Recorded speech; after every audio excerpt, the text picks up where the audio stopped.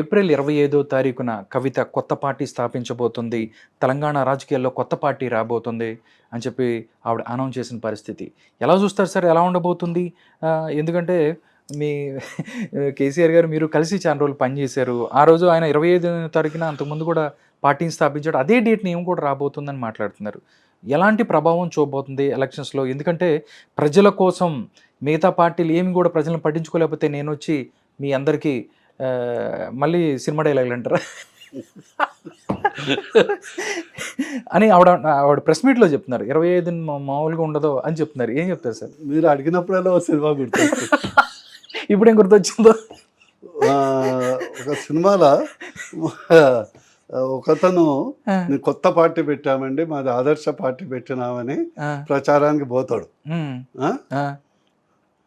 పోతే ఒక famous dialogue writer అతను పర్చూరి వెంకటేశ్వరరావు.